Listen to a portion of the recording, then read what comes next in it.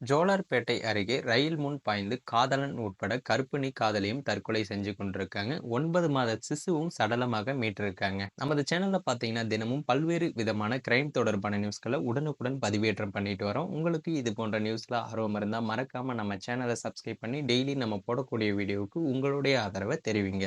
ஜோலார்பேட்டை அருகே நேற்று இரவு காதலன் ரயில் முன்பு பாய்ந்து தற்கொலை செய்த நிலையில், இன்று காலை நிறைமாத கர்ப்பிணி காதலியும் ரயில் முன் பாய்ந்து தற்கொலை செய்து கொண்டிருக்காரு. இதில் 9 மாத சிசுவும் பலியானது. திருப்பத்தூர் மாவட்டம் ஆம்பூர் அடுத்த பெரியகுப்பம் பகுதியைச் சேர்ந்தவர் ரஞ்சித்குமார். இவரது மகன் நிதின் ராகுல். இவருக்கு 20 வயதாகுது. இவர் கர்நாடக மாநிலம் பெங்களூருவில் உள்ள தனியார் நர்சிங் கல்லூரியில் 2ஆம் ஆண்டு படித்து வந்திருக்காரு. அதே கல்லூரியில் ஜோலார்பேட்டை அடுத்த காவேரிப்பட்டு கிராமத்தைச் சேர்ந்த அனுமுத்து மகள் 20 வயதான தாரணி என்பவரும் படித்து வந்திருக்காங்க. ஒரே மாவட்டத்தைச் சேர்ந்தவர்கள் என்பதால் இருவருக்குள் நட்பு ஏற்பட்டது.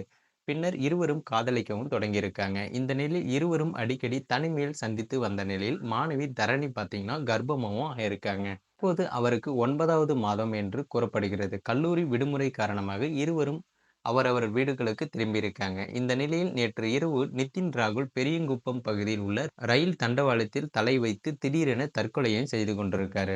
இது குறித்து தகவல் அறிந்த ஜோலார்பேட்டை ரயில்வே போலீசார் சம்பவ இடத்திற்கு சென்று சடலத்தை மீட்டு பிரேத பரிசோதனைக்காக ஆம்பூர் அரசு மருத்துவமனைக்கும் அனுப்பி வச்சிருக்காங்க. இந்த நிலையில் காதலன் தற்கொலை செய்து கொண்டதை அறிந்த தரணி கதறி அழுதிருக்காங்க. வாணியம்பாடியில் வசிக்கும் தனது பாட்டி வீட்டிற்கு சென்று வருவதாக கூறிவிட்டு வீட்டில் இருந்து வெளியேறியிருக்காரு. பாட்டி வீட்டிற்கு சென்ற அவர் இன்று அதிகாலை திடீரென அங்குள்ள ரயில்வே தண்டவாளம் வழியாக நடந்து சென்றிருக்காரு. அப்போது அந்த வழியாக வந்த ரயில் முன் தரணி பாய்ந்தார். இதில் தூக்கி வீசப்பட்ட அவர் அதே இடத்தில் பலியாயிருக்காங்க. மேலும் அவரது வயிற்றில் இருந்த 9 மாத சிசுவும் வெளியில் விழுந்து இறந்திருக்கு.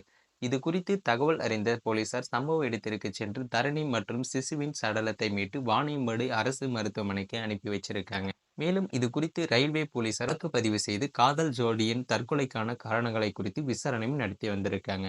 ஒரே கல்லூரியில் படித்து வந்த காதலர்கள் ரயில் முன் பாய்ந்து தற்கொலை செய்து கொண்ட சம்பவம் பார்த்தீங்கன்னா அப்பகுதியில் பெரும் பரபரப்பை ஏற்படுத்தியுள்ளது. ஒரே மாவட்டத்தைச் சேர்ந்தவர்கள் என்பதால் இருவருக்குள் ஏற்பட்ட நட்பு பின்னர் இருவரும் காதலிக்க தொடங்கியிருக்காங்க. இந்த நிலையில் இருவரும் அடிக்கடி தனிமையில் சந்தித்து உல்லாசம் அனுபவித்து வந்த நிலையில் மாணவி தரணி கர்ப்பமாவும் ஆயிருக்காங்க. இந்த சூழல்ல பார்த்தீங்கன்னா மாணவியின் கர்ப்பம் வீட்டிற்கு தெரியவே வீட்டில் ஏற்பட்ட பிரச்சனையின் காரணமாக மாணவி தற்கொலை செய்து கொண்டிருக்காங்க. இந்த சம்பவம் அப்பகுதி மக்களிடையே பெரும் சோகத்தை ஏற்படுத்தியிருக்கு. மேலும் இது போன்ற வீடியோக்களை உடனுக்குடன் காண மறக்காம நம்ம சேனலை சப்ஸ்கிரைப் பண்ணி டெய்லி நம்ம போடக்கூடிய வீடியோவுக்கு உங்களுடைய ஆதரவை தெரிவிங்க.